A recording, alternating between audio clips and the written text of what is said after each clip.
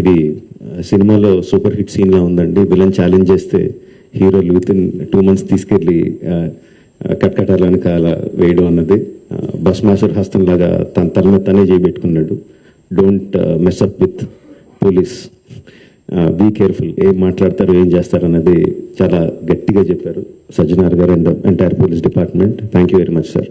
ఒకటే చెప్పదలుచుకున్నా అండి, నథింగ్ ఈజ్ ఫ్రీ. మనకి జీవితంలో జరిగే ఏ వస్తువు కానీ ఏ విషయం కానీ ఉచితంగా రాదు. దాని వెనకాల హిడెన్ కాస్ట్ ఉంటుంది. ఆ హిడెన్ కాస్ట్ చాలా భయంకరంగా, చాలా దారుణంగా, చావు వరకు తీసుకెళ్లే వరకు ఉంటుంది.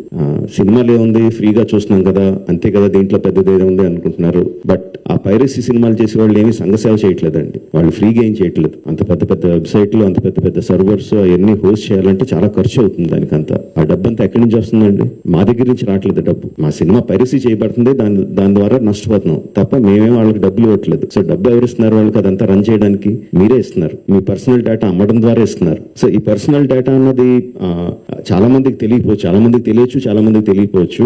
సింపుల్ థింగ్, మీ పేరు, మీ ఫోన్ నెంబరు ఆర్ మీ పేరు, మీ ఆధార్ కార్డ్ నెంబరు ఆర్ మీ పేరు ఆర్ మీ జస్ట్ మీ ఈమెయిల్ ఐడి, ఈ మాత్రం ఇన్ఫర్మేషన్ ఉంటే చాలండి సైబర్ క్రైమ్ కమిట్ చేయడానికి. అంటే అది ఒక రకం కాదు, అది కొన్ని వందల వేల రకాలుగా వాళ్ళు మీ ఇన్ఫర్మేషన్ ని క్రిమినల్స్ అమ్ముతున్నారు.